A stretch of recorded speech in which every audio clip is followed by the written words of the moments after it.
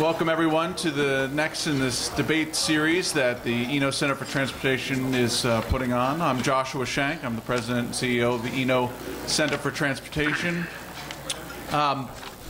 Just so everyone is aware, the Eno Center for Transportation is a neutral, nonpartisan transportation policy think tank, which basically means we do three things. We have events like this where we bring people together for policy discussions. We do research papers on key policy issues with recommendations for policy action, and we do leadership training for folks in the transportation industry.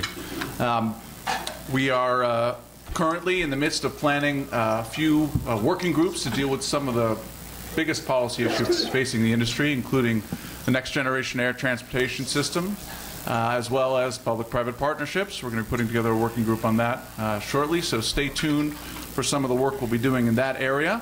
I think most of you are familiar with many of our board members. I see two of them here. I see Mort Downey, and Martin Whitmer is somewhere out there. There he is. And Norm Mineta is also a member of our board. Lillian Barone. You're familiar with lots of folks who are involved in the organization. We also have a board of advisors. I don't know that I see anyone from the board of advisors here, but the board of advisors is a larger group, larger part of the organization that helps frame the policy issues that Eno tackles. So we're here today to talk about tolling. We're going to introduce our speakers, and then I'll say a bit about the topic and tell you the results of our poll that we took coming in. First, the resolution, of course, is that the federal ban on tolling the interstate should be preserved. And arguing on the pro side is Bill Graves, President and CEO of the American Trucking Associations.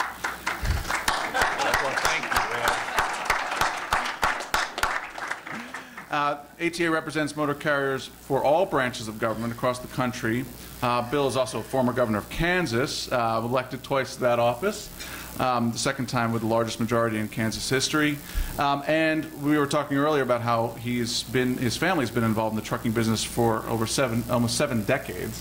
So a long history and interest on the part of someone who has held one of the highest offices you can.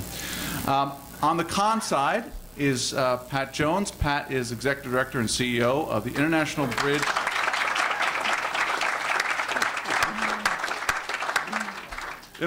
Tunnel, and Turnpike Association, which is the worldwide association for the owners and operators of toll highways, bridges, and tunnels. Pat was formerly the Vice President for Business Programs at the Health Insurance Association of America, but even more interestingly, he was the VP of Business Development at the American Trucking Associations. So that should make for interesting bedfellows. Well, so the topic, again, is federal ban on tolling the interstate should be preserved. The reason that we've chosen to tackle this topic at this very moment is that it's actually something that could be discussed at this very moment. With a Senate bill pending on authorization, lots of folks are preparing for a potential floor debate that could touch on this very issue. With a growing recognition about the lack of revenues for surface transportation investment, there's greater awareness and interest in private investment and the revenues that tolling could bring. And we wanted to see what are the core issues behind this debate, and we couldn't find two better people to discuss them. Now, the results of the poll, it is a biased audience in favor of one side dramatically, and that means, Bill, you have a lot of work to do. We've got 71% on the con side in this room, 20% pro, and no opinion, 9%. I'm not sure. If you have no opinion and you're here, we'd love to hear what your opinion is after the debate, for sure. So we will be doing exit polls. I think everyone has a card on their table.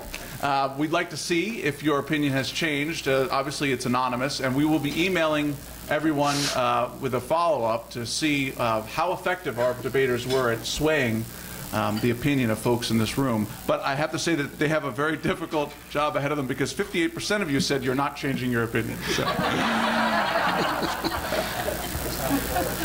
So Bill, you got your work cut out for you. So the rules of the debate. Each speaker will have a 5-minute opening statement, and then we'll follow with 2-minute rebuttals. Pro will be going first. And then I'll ask a couple questions, and we will take questions from the audience. You'll see that you have note cards on your table.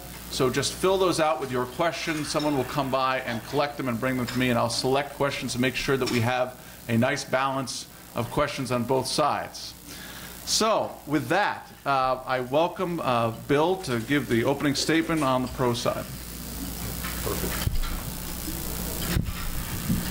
Joshua, thank you very much, and Pat, great to be with you. This is a important, timely discussion, and I'm glad to have the opportunity to try to persuade a few of you.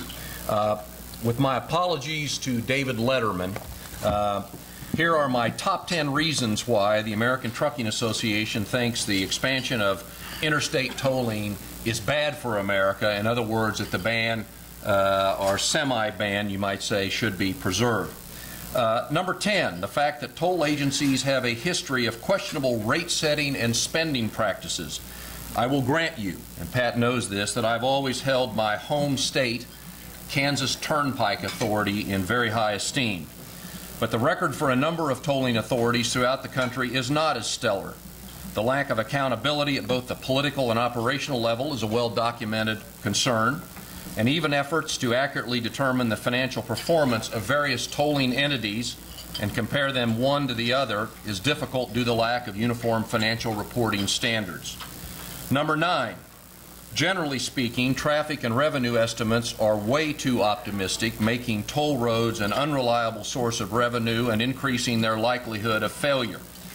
Granted, while not government operated, the 10-mile-long San Diego South Bay Expressway, a public-private partnership with Caltrans, was conceived under the notion that 60,000 cars would travel the road each day. At the time the South Bay Operating Company filed for Chapter 11 bankruptcy about a year ago, only 22,600 cars were utilizing the road. Number 8, tolling is not a feasible option for many parts of rural America and may contribute to a bifurcated transportation system of haves and have-nots. Recent efforts have shown that tolling is primarily attracted to high-population, highly traveled areas of the country. Should tolls begin to populate those areas of our country, we could see a further erosion of political support for a national transportation system as elected members of Congress from those areas find fewer reasons to support a program of national benefit. Number 7, idling and stop and start traffic contribute to unnecessary consumption of fuel and generate high levels of tailpipe emissions. You need travel no farther than the Dulles Toll Road to see firsthand how toll facilities can contribute to traffic congestion and either stop and go or certainly slow and go acceleration. Even automobiles equipped with automatic transponders are required to slow considerably before clearing the toll, and in some cases must almost come to a complete stop before an automatic arm is raised. These circumstances cause significant deceleration and acceleration. Number 6, mandatory tolls reduce the trucking industry and overall business productivity because tolls are a disincentive to use the most cost-efficient routes. As recent international news makes clear, the U.S. economy competes every second of every day with economies around the world. Anything we do that drives up the cost of growing, producing, manufacturing, or distributing goods in this country makes us less competitive with the rest of the world and drives up the cost of living for Americans. Number 5, tolls promote traffic diversion, which reduces safety because of additional miles traveled and greater accident exposure. Profit margins for the trucking industry continue to be very low. They're between about 2% and 4%. And therefore, companies will try to avoid tolls as much as possible. The industry is already faced with cost pressures from drivers' wages, diesel and tire prices, equipment costs tied to environmental compliance, and a plethora of government regulations. Seeking alternative routes that avoid paying tolls will put commercial vehicles into unsafe situations, greater congestion, and therefore at greater risk for involvement in accidents. Number 4, having said that, with the advent of new technologies, drivers will in fact improve their ability to evade tolls in a cost-effective manner. As time goes on and technologies improve, it will be much easier for companies to divert to other routes and avoid traveling a tolled road. Many today in the trucking industry already use very advanced logistical systems to allow them to change routes for a myriad of reasons: weather, traffic congestion, maintenance needs, and customer-requested modifications to the original routing have already spawned the technological systems that will allow easy diversion from tolled roads. Number 3, tolls may be a barrier to the freedom and mobility that many Americans have grown to cherish and may be particularly cost-prohibitive for low-income Americans. While there may be a little over 3,000 miles of tolled interstate and another 2,000 miles of tolled non-interstate roads in America, that represents a tiny piece of the national highway system, which is made up of approximately 164,000 miles. The fact that we've developed as a country for 235 years and seen fit to toll 3% of our major roads should tell you something. It should tell you how much Americans value mobility and the freedom to freely travel from one place to another. Should we begin moving to a proliferation of tolled roads, low-income Americans would face the greatest disadvantage in maintaining that freedom to travel. Number 2, tolls are an inefficient means of collecting funding for road and bridge construction and maintenance compared to the fuel tax. It's well documented that collection costs for the federal motor fuel excise tax is approximately 0.2% of the revenue collected. It is an effective and efficient system mainly because the wholesaler pays it in advance and provides little opportunity for tax evasion.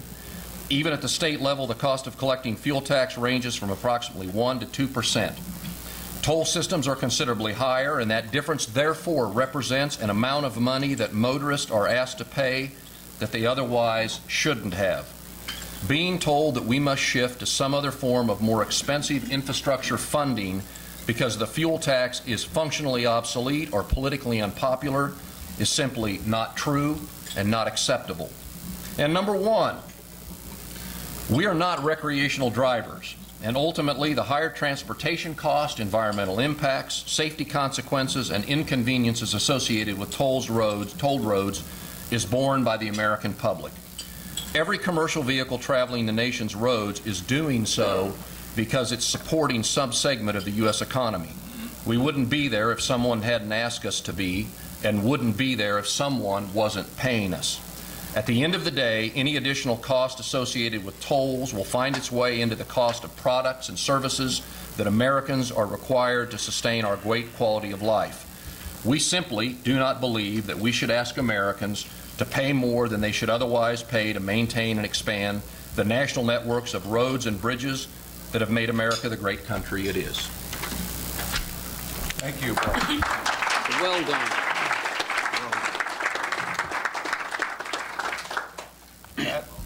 Well, thank you, Joshua, and the Eno Center for Transportation for inviting me to be here today, and thank you, Bill Graves, for leading us in a spirited opening argument.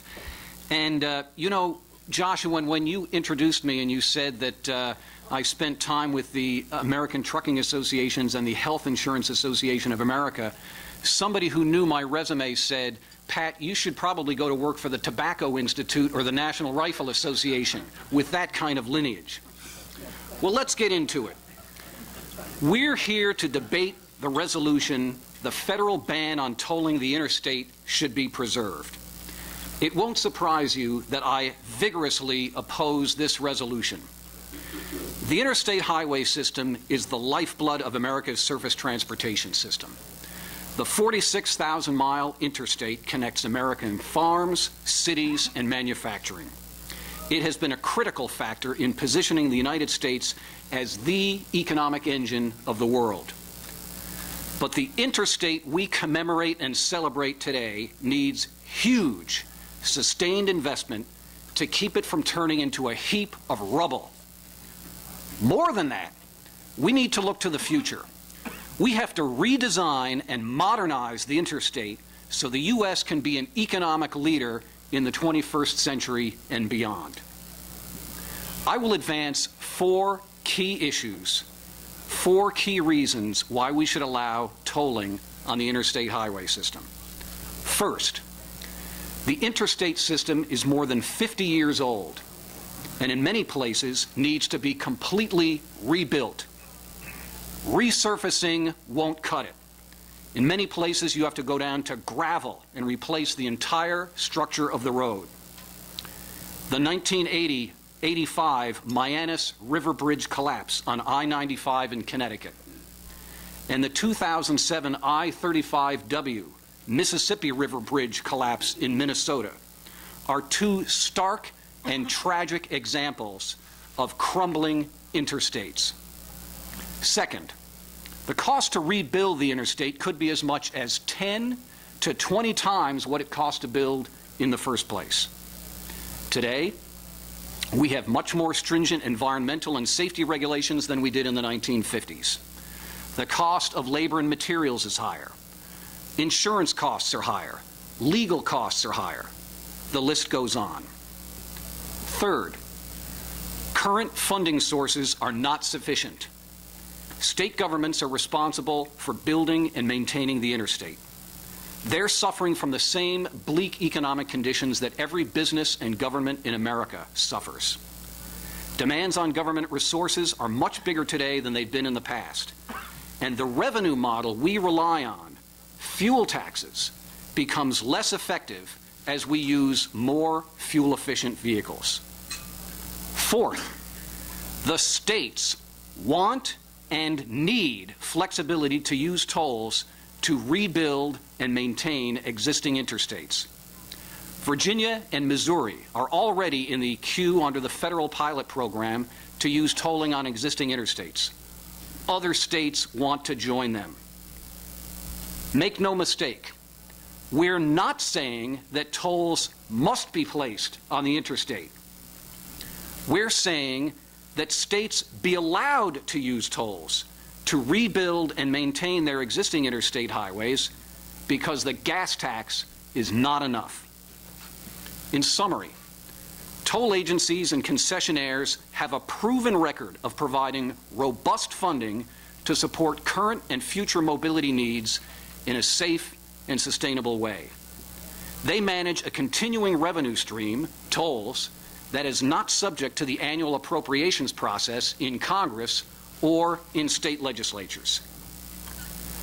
Federal funding to support surface transportation is inadequate and unsustainable. Congress has not increased the federal fuel tax since 1993. Congress has ignored the advice of both commissions that it created under Safety Lou to find new revenues to support our highway system. Both commissions recommended that we move to tolling and other mileage-based user fees as the primary basis for road funding. And this Congress, with the exception of a few members, has resisted any attempt to increase taxes to support highways. As a result, it failed to pass a comprehensive new surface transportation bill to replace Safety Lou, which expired more than 2 years ago. In light of these circumstances, Congress should not interfere with state efforts to use tolls on the interstate system. The federal ban on tolling interstate highways should be repealed. Thank you, Pat.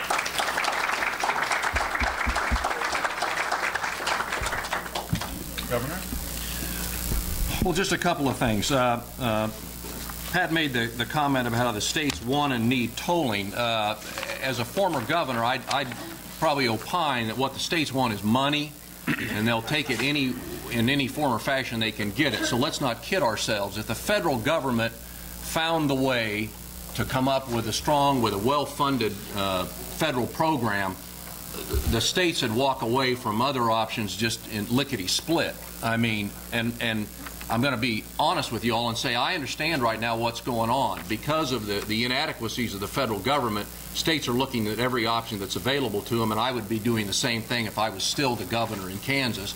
And as, again, a state with a fine tolled road, I'd certainly be looking at tolls myself. But at the end of the day, sitting now with the hat on I wear today at ATA, we are strongly in favor of encouraging the federal government to continue its role in a strong federal guided program with the funding to back it up. And I think some of the steam or the hot air would come out of the balloon for all the alternative financing mechanisms if they were to do that.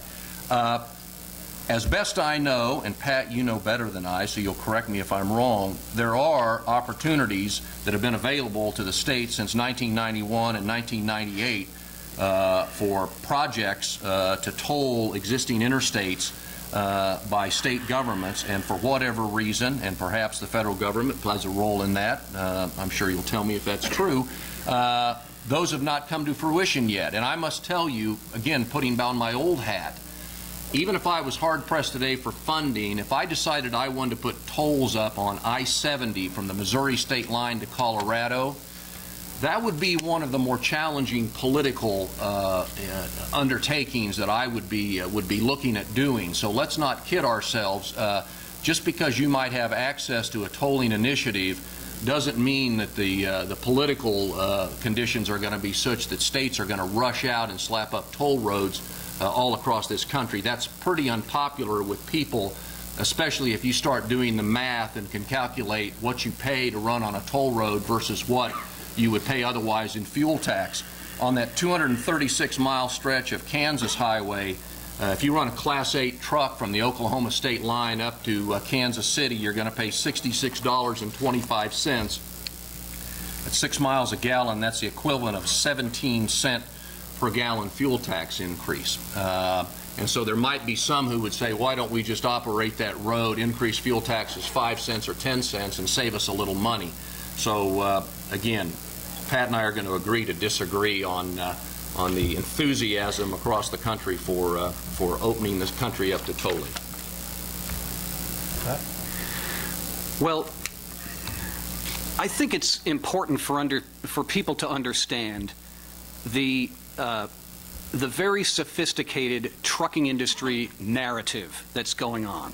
All right, it's a very powerful narrative, and it affects the way public officials look at trucking, taxation, and roads.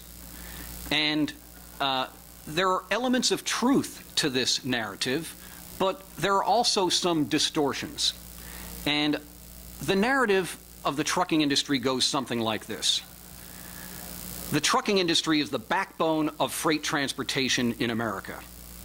The trucking industry is overburdened with regulations and taxes, and therefore the trucking industry deserves a good road system to support its freight transportation mission. Now, the trucking industry narrative also advances these three principles. The trucking industry pays a disproportionate share of the cost of the interstate highway system. Second, our interstate highways are already paid for.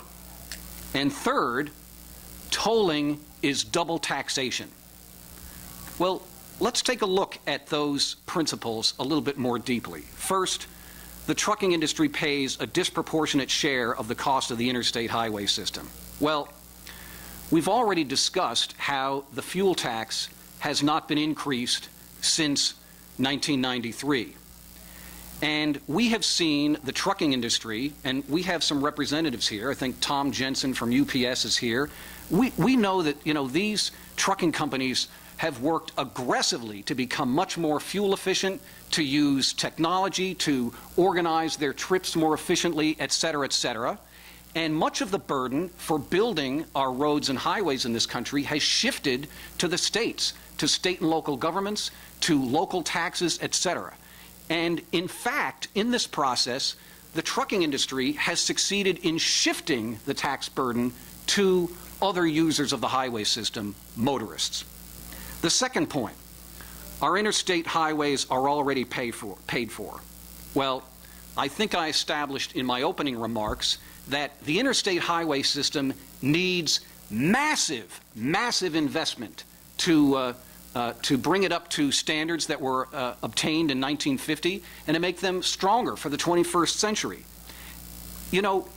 The taxes that we've paid to support the interstate highway system are like the down payment we make on a home. The interstate highway system is not paid for. The roads may be there, but they're in terrible repair in many parts of the country. I mean, if we were to take the interstate highway system and put it up for sale in the newspaper, the way you would put a house for sale in the newspaper, the first line would be, fixer-upper. Translation, it's a dump, You you're going to have to go and invest a lot of money to bring this fixer-upper up to standards. Then, finally, the third point. Tolling is double taxation.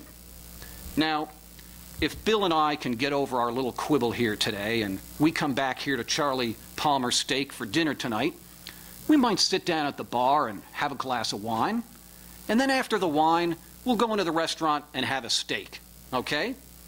And if Charlie Palmer's like a lot of restaurants, we're going to get a bill at the bar for the wine, and we're going to get another bill in the restaurant for the steak. That's not double paying. We're paying two separate bills for two separate things. When somebody drives on the interstate highway and they pay their gas tax, that's the wine bill. That's the wine at the bar. And when they drive on one of the many toll roads in this country, they pay the toll. That's the steak in the restaurant. It is two separate things, ladies and gentlemen. And one further point. Speaking of narrative, all right? I mentioned UPS, Tom Jensen over here. Good colleague. Tom has spoken on meetings of ours. I want to compliment UPS on the wonderful narrative that they've created. You've probably seen those commercials where they go, dee dee dee dee dee dee dee dee dee dee dee. That's logistics. Okay? All right. Now think a little bit more deeply about this, okay? Think about it in these terms. When the moon hits your eye like a big pizza pie, that's amore. When the world seems to shine like you've had too much wine, that's amore. You have to understand the narrative of United Parcel Service is not only are we a world-class logistics company, but we've got this great jingle that will rattle around in your mind and you will be intoxicated with love for our company, all right? That's what that jingle is saying. And, you know, I have a special challenge with this because That's Amore was the song my wife and I danced to at our wedding, okay? So now whenever I hear That's Amore, not only do I think about my wedding, I have to think about United Parcel Service.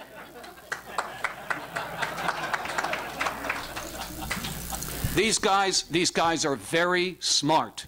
They're very smart. We underestimate them at our peril. Thank you, Pat. Always nice to be serenaded as well. I appreciate that.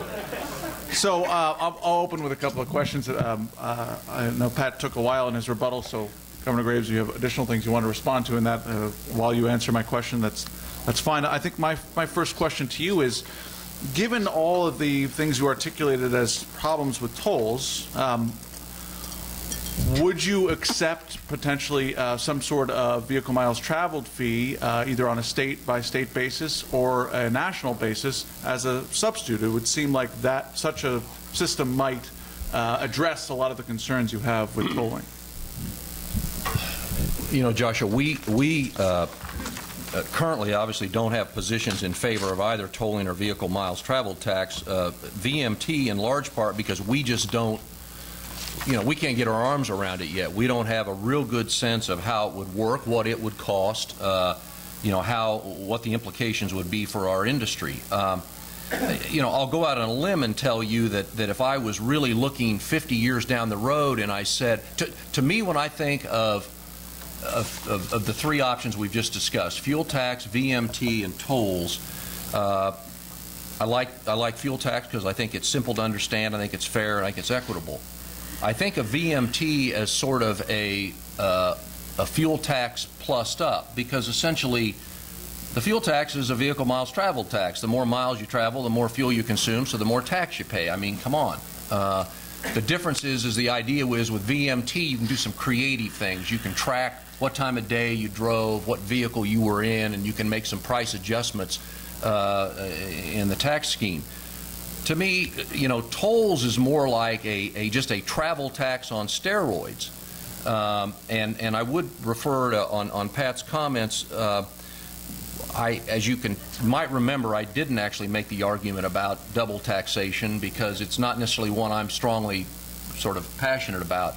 Some like to talk about that, but I view in large part what we pay taxes for, or tolls, or anything, is to either maintain or figure out how to upgrade or improve the national network, the roads we run on.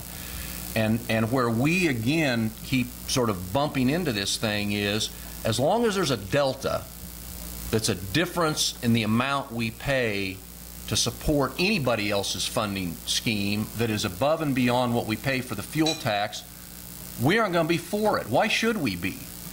What would the point be in being voluntarily agreeing to pay more than we otherwise need to? That's not a, you might say, that's not really a, I'm not trying to be critical of anybody that's a big passionate fan of tolling, but if you look at the rollout of the national network and what we've enjoyed as a nation, it's worked pretty good. And as long as there's still a breath of life that we can sustain that, that's what we're going to be for. If we move to that next Hobson's choice that you described, we're probably going to be looking more at VMT because it more closely resembles where we are today. It's all about the number of miles you travel and what you pay. No. That's not an official ATA position. That's Bill Graves' opinion. Pat, let me ask you. Governor Graves brings up a very good point about the tolls and potential inefficiencies compared to collection of the motor fuels tax. And you yourself said that this is a national system. The interstate system is a national system that needs to be sustained by the federal government. So if it's a national system and tolls are inefficient as compared to fuel taxes, why would you continue to push for tolls as opposed to a fuel tax increase? A fuel tax increase, no matter how hard it may be to achieve, would seem to be much more in line with the national system concept that you yourself articulated. Well, thank you, Joshua. Well, in responding to your question, I'd like to return to a point that Bill Graves made about the fuel tax being simple, fair, and equitable. Well, 1 out of 3 ain't bad. I'll grant him that collecting the fuel tax at the wholesale rack in 200 locations around the country is very simple. Can't get much simpler than that. But fair and equitable, not going to happen. The fuel tax is probably one of the most regressive taxes in the nation. Yes, you're going to pay, the more fuel you burn, the more taxes you're going to pay. And the people who are most economically disadvantaged in this country tend to live further from their places of work than people who have greater advantages in life. So they are paying a lot larger proportion of their income, of their hard-earned income, on the fuel tax than somebody who's a little bit more prosperous. Now, as far as the differences in the cost of collection of tolls versus the fuel tax, what's talking about the wholesale rack conveniently ignores the administrative process that a fuel tax must go through before it's actually delivered to a highway. So, for instance, we collect all these taxes either at the federal level or at the state level, and then the federal government has to go through a little rigmarole to collect those taxes, send them to Washington, run them through some kind of formula, send them back to the states. Then once it gets to the state, it gets to go into the DOT, where you have a lot of, you have contracting and you have administration and you have purchasing and you have technology and you've got your chief information officer and your public affairs office, et cetera, et cetera, et cetera. Once you grind all of those fuel taxes through the sausage maker of a state DOT, you probably are not that far from whatever it is going to cost to collect the toll directly at the source at a toll agency. So, I just don't. I don't see the tremendous. I don't see a tremendous difference, a big delta between the collection of fuel and the collection of a toll. Two other points related to this. We have. Hang on a minute. We've got 20 states in this country that take their own state fuel tax and divert it to purposes other than transportation. So, let's not talk about how it's simple, fair, and equitable when a good portion of the tax that you're talking about is going to non-transportation purposes. Okay, we've agreed on something, and that is that there's way too much diversion. And therein, of course, lies one of the issues. if we work together to get rid of that, there's more money available to solve all these state conundrums, and they wouldn't have to look at tolls, Pat. I mean, I'll agree with you on that point. And I'm going to tell you, that was a marvelous performance with a straight face, trying to explain to us the efficiencies of tolls versus fuel tax collections. But I'm not going to buy that they're anywhere remotely close. And again, one of the things that I'd encourage IBTTA to take the lead on is, and maybe you've done this, I'd like to know, we need some uniform standards of financial reporting and accountability so we can tell who's doing a good job running a toll road and who's not. Okay, I'm gonna move on to the first question. First question is from, I'm sorry if I'm getting your name wrong, it's Brian Benson, is that right? Yes, okay. Please, you can stand up and ask your question, and please speak loudly because we don't have a mic for you. Brian Benson, George Mason. It was a great debate, very interesting. I didn't hear either one of you say a single word about congestion pricing, which it seems to me is one of the most powerful arguments in favor of moving to development. Number one, why didn't we do it? And number two, maybe you can mention it now and discuss it. You want me to go or you want to go? I think Pat's more of a question. Sure. Yeah, I'd be happy to. Well, first of all, thank you for the question. Congestion pricing. Bill, in his remarks, talked about the notion of diversion, how when you have tolls on a road, sometimes you will see diversion from the toll road to nearby parallel untolled routes. I think as we think about the future of this country and the future of our investments in highways, we need to think long-term, smart, and strategically. I think the two commissions that recommended that we move away from the fuel tax, because we're essentially taxing a commodity that we're trying to use less of, and move toward a mileage-based user fee, is right on the mark. And ultimately, in an ideal world, you would have most roads in this country would be under a mileage-based user fee, with charging based on congestion and perhaps other factors. We're going to see this very soon. The end of this year or early next year, we're going to see the 495 hot lanes take shape here in the Washington, D.C. area, and see the kind of improvements that are made there. You know, pricing the roads is the next way for us to improve the capacity of our highway system.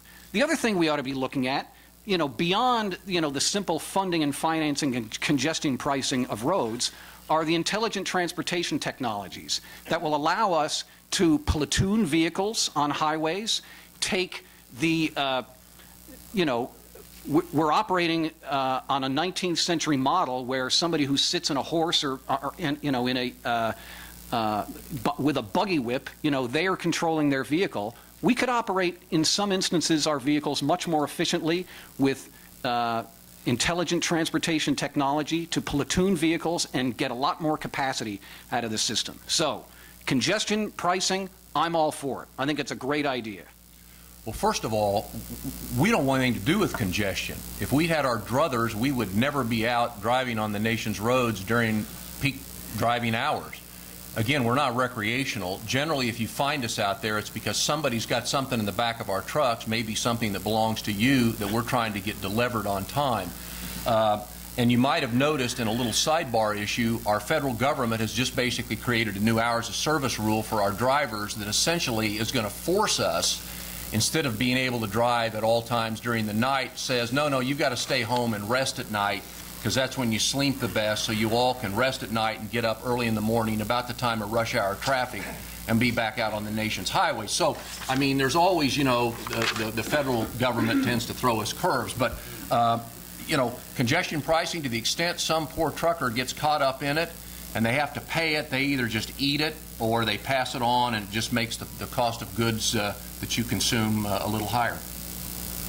Got a question for Governor Graves, Jeff Shane? Yes, Governor, I I'm buying into your assumption that it's much more efficient to collect a fuel tax than a toll, and I'm sorry, Pat, but I do agree with that for the time being. The question is, as Pat was just talking about the two commissions, every study that we've had of the fuel tax agrees that it's not sustainable. It's not going to be able to either maintain or even expand, certainly not expand our system. So if you think that it's the fuel tax that you like, is ATA proposing an increase in the fuel tax? If so, what's your prognostication about that? If you're not proposing an increase, what's the option? Where's the money going to come from? I just want to repeat the question so everyone can hear it. The question is, given that several commissions have recommended a fuel tax increase, but also that we're going to have to transition away from the fuel tax, what are the options, and what's ATA's position on a gas tax increase? Well, first of all, let's see. How do I think it would be in all of our best interest. I'm sorry that I don't have greater confidence right now in our federal government, either our Congress or our administration, and it's probably this country would be well served to have a much more engaged and thoughtful discussion of what the funding of infrastructure is going to look like 50 years from now, because I think we are stumbling around badly at this moment. We do support an increase in the federal fuel tax and have been advocating for one, falling on deaf ears. In fact, have been thrown out of a few congressional offices for even suggesting we ought to talk about it. I mean, I'm not optimistic. In fact, if you're curious my thoughts on an authorization, I don't expect to see one anytime soon. And I don't expect to see a fuel tax increase anytime soon, which is why I think Pat and those of you that are advocates for tolling are probably feeling the wind in your sails right now, and rightly so. But my hope would be is that we resolve our political differences by the end of this year and get back to the business of doing an authorization, that we increase the federal fuel tax and and streamline the program, do a lot of the things that have been discussed. It would be good for allowing states to get on with the business of building and expanding roadways. But we also really get serious about what does it look like 25, 30, 50 years from now, because you're right, we're going to start moving away from gasoline and diesel fuel, and we need to figure out how we're going to collect the money. And tolling is certainly going to be a part of that. Something called VMT may be a part of that, and somebody may have some brilliant idea that I haven't thought of. But for the moment, yeah, we'll pay more fuel tax. Okay. Well, Bill, I'm glad to hear you say that you'll pay more fuel tax and that tolling is a part of the picture. And I agree. This country could solve a lot of its transportation problems if it could find a way to increase the fuel tax. It could generate a lot more investment in our nation's highways.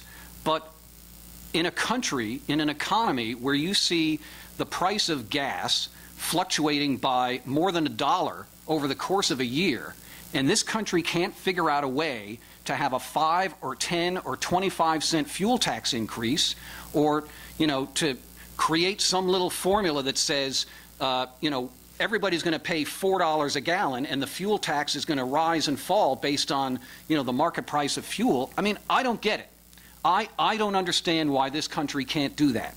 However, given that it can't, we haven't had a fuel tax increase since 1993, we should give the states the tool that they desperately want to have to implement tolls on interstate highway systems, on the interstate highways within their own borders, to support these roads that the trucking industry desperately needs to deliver the goods to the American people. And if I could, and just probably giving away political strategy, but I don't disagree with the logic in Pat's observation. The counter to that, however, is simply this: tolling is not the conservative solution to infrastructure funding. And until you're able to sit down and make a case that it's an efficient way, a la the fuel tax, to fund infrastructure, I'm going to fight it every step of the way, because there isn't any reason for Americans to pay more than they otherwise need to. And simply telling me that the folks over on Capitol Hill don't have the political will. Political winds change, policies shift all the time, and I'm not ready to give up on this program yet. And so, I mean, like I said, we're thin margin operators. Not everybody is UPS. There's a few of them that struggle out there. And in fact, I had one of my largest 50-state operators, who happens to be here in town today, that I talked to, and he said, I run all across the country, and we are set up to avoid every toll everywhere we can. He said, I especially work hard at avoiding Indiana. Now that's, in a way, that's a sad commentary, because our folks are also really committed to safety. It's a huge issue for anybody in the trucking industry that cares. And so you're making sort of that's an interesting choice, the economics of saving money on diverting into non-interstate roads versus the risk you take with safety. So, I mean, it's a serious issue, but it's one, again, that our folks are pretty locked in on. You know, we all understand that the trucking industry is opposed to tolling. And we understand that individual truckers have a deep-seated, passionate, adamant dislike for tolling, okay?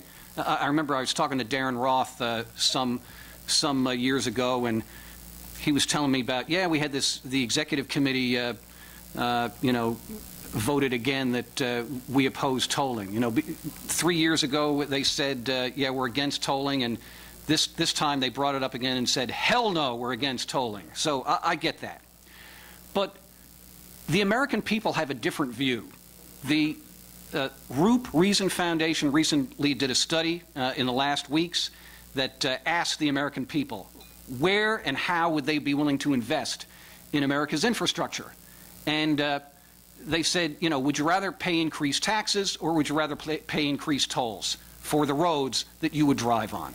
And 58% picked tolls and 28% picked taxes, increase in taxes. So a 2-to-1 margin. The American people are saying we would prefer tolls over taxes. Now, another very powerful study, Johannes Mudd with Newstats did a study for the Transportation Research Board. It was a synthesis study. Martine's nodding her head because she knows all about this. She looked at 110 different public opinion studies all across the country over time, public opinion studies that looked at how the public feels about tolling and road pricing, and found that in 56% of those studies, there was majority support for tolling and road pricing. There was opposition, this majority opposition in 31% of the studies, and indeterminate in 13%. So there you have it again, 56% to 31% tolls and road pricing versus not.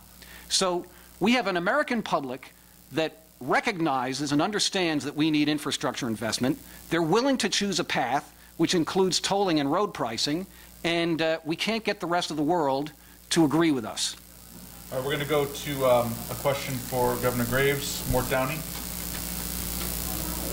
Actually, Pat. Oh, really? Okay. Sorry, Pat, yes. Pat, and it's responding to something Governor Graves said. The issue with respect to tolls is always one, how high are they and what constraints them? Is there a risk if the federal ban is lifted that you're going to wind up with federal regulation of tolls? And if not, what is going to be the constraint? So the question was, if the ban were to be lifted, would you have to have some kind of federal regulation of tolls, and what would be the constraints you'd need to impose on the system? Mort, that's a really good question. I think it would be a really bad idea to have federal regulation on tolls. And, we have, this room is filled with Americans, and I'm proud to be an American, and, I grew up in Connecticut and I live in Virginia, and Virginians are like, Americans on steroids. They're almost like Texans, I guess. So, and we believe in states' rights, right, in this country. We believe the federal government ought not meddle into, the affairs of individual states and all that jazz, and the people who are closest to the problem are best able to grapple with those problems, and they ought to be making the decisions. I think the same thing is true of a state or a regional or a local decision on tolling. If they decide they want to be in the business of tolling, if they're already in the business of tolling, and we happen to remove the ban on tolling the interstate highways, which, by the way, it's 46,000 miles. It's the only place in the country where there's a federal ban. I think we ought to leave it to the states and to the individual agencies that the states may employ to do this. They are closest to the problem. They are closest to the numbers. They can make the best decision. Morty, it feels to me like that a lot of this has to do with how the federal government does like to keep sort of a short rein on the states. Now, every now and then they decide something's too sticky and they somehow delegate away authority in a heartbeat. But they've certainly, hung on to this one, and it may be for sort of, again, the very reason we're sitting in this room today. There's a lot of discussion and debate about where we're going to end up in terms of the system that finances infrastructure in this country. And I think as long as the feds still see themselves as the principal providers, and that's what they currently think they are, I think you'll continue to see the kinds of restrictions that drive Pat and his group crazy. At some point, if there's a decision made to delegate back to the states greater authority and the feds get out of that business, we might be surprised what kind of flexibility you have. But I'm not surprised with where we are today, and I think as long as there's still a snowball's chance that the federal government's going to be the principal manager of infrastructure investment, we'll continue to have strict restrictions on tolls.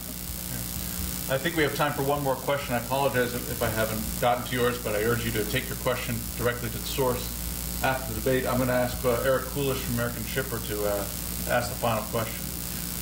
Eric Coolish, American Shipper Magazine. A couple of follow-ups for Governor Graves, and then one other question. So you talked about having to slow down at the toll gate. So I'm just curious, what about tolls that go at highway speed and those are more efficient?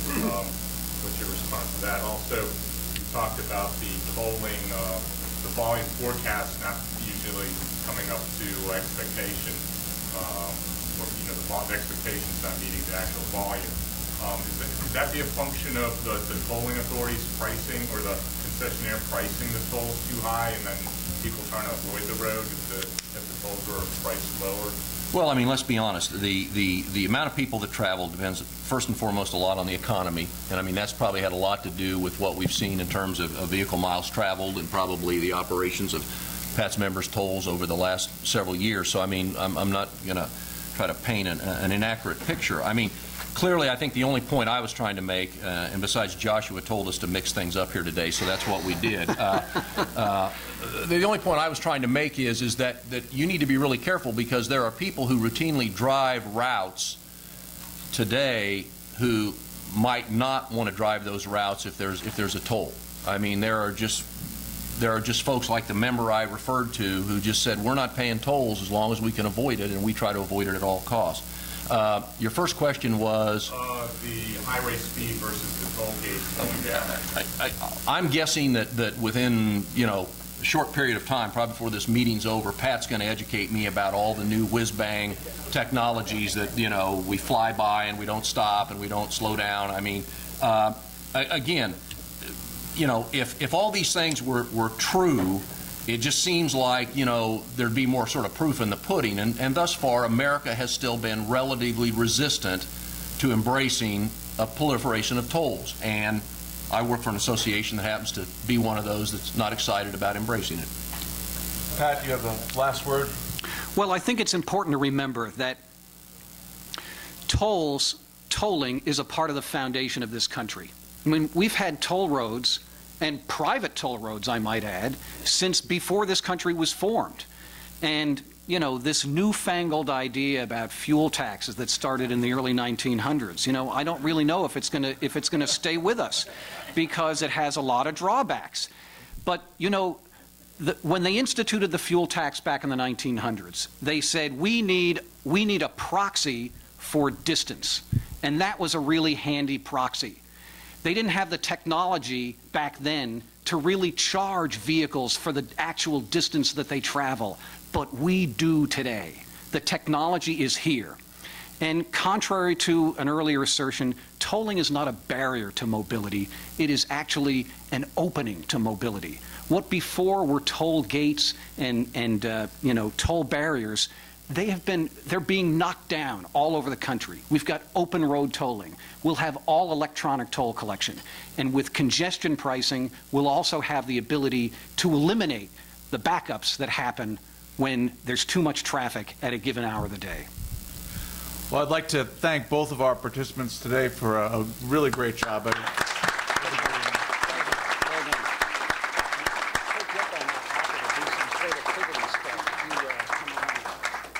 I will remind you all that you have slips to fill out about whether your opinion was changed. I do urge you to fill those out and give them to one of our representatives, most likely Lindsay over there. And thanks everyone for coming.